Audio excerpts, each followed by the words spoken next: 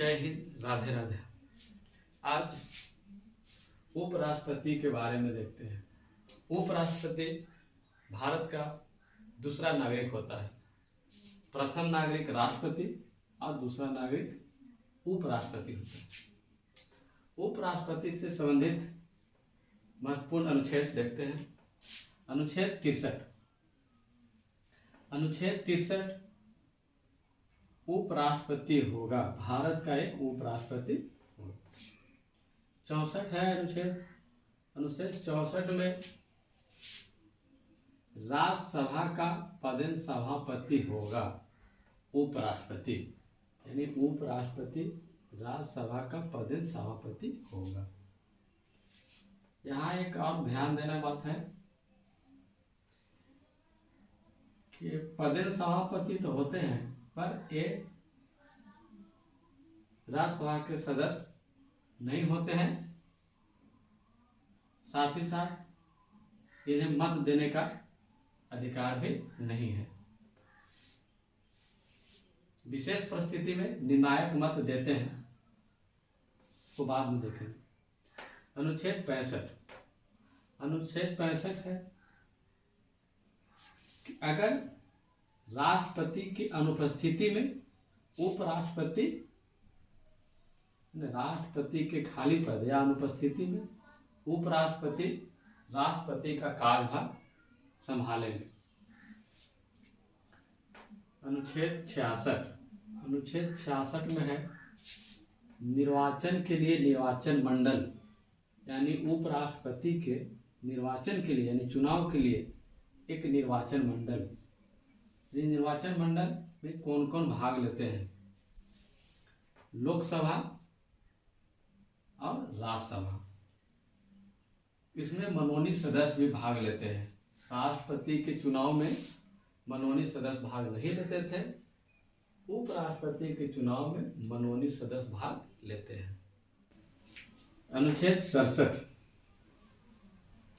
पद का कार्यकाल यानी पदावधि, तो इसका भी वही है सेम जो राष्ट्रपति का 5 साल का कार्यकाल होगा। अनुच्छेद 68। अनुच्छेद 68 में है कि खाली पद को 6 माह के भीतर चुनाव करवाना। अगर उपराष्ट्रपति का पद किसी तरह से खाली हो जाए तो उसे 6 माह के भीतर चुनाव करवाना है। अनुच्छेद 69। अनुच्छेद 69 में उपराष्ट्रपति का शपथ राष्ट्रपति के समक्ष होगा, यानी राष्ट्रपति के समक्ष में उपराष्ट्रपति का शपथ होगा। उपराष्ट्रपति के योग्यता, उपराष्ट्रपति बनने के लिए क्या क्या योग्यता होना चाहिए? उपराष्ट्रपति तो लाभ के पद पर नहीं होना चाहिए। लाभ के पद वैसे पद को माना जाता है जो खास करके सरकारी कर्मचारी हो। अगर संसद विधायक हो तो उसे लाभ के पद नहीं माना जाता है। दूसरा, 35 वर्ष आयु पूर्ण कर लिया हो। तीसरा में है राज्यसभा के सदस्य निर्वाचित होने योग्य हो नहीं, लेकिन जो उसका शर्त होता है उसका पालन करें, निर्वाचित होने योग्य हो। साथ ही साथ अगर ये तो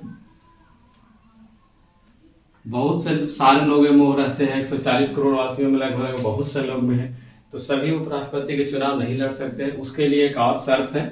शर्त क्या है कि 20 प्रस्तावक और 20 अनुमोदक होना चाहिए और 15,000 रुपये जमानत राशि। तो 20 प्रस्तावक क्या है और अनुमोदक क्या है? प्रस्तावक यानी कि जब पर्चा भरने जाएंगे वो नॉमिनेशन के लिए, तो वहाँ जो भी निर्वाचक मंडल में जो उनको निर्वाचन में भाग लेंगे, तो निर्वाचन मंडल के जो सदस्य उसको 20 प्रस्तावित करें कि हाँ ये बनने योग्य है, 20 लोग को चाहिए, और वो जो प्रस्ताव करेंगे उसको 20 को समर्थन देने वाला 20 और चाहिए, यानी 40 लोग को जरूरी है। इसके साथ 15,000 रुपये जमानत राशि। जमानत राशि क्या है? तो जमानत राशि वो है जो कुल वैध मतों का अगर 1/6 कुल वैध मत का 1/6 वोट नहीं आता है तो आपका 15,000 रुपया जो आरबीआई में जमा कराया जाता है, आरबीआई बैंक में, तो और जो राशि आपको जब्त कर लिया जाएगा, नहीं मिलेगा।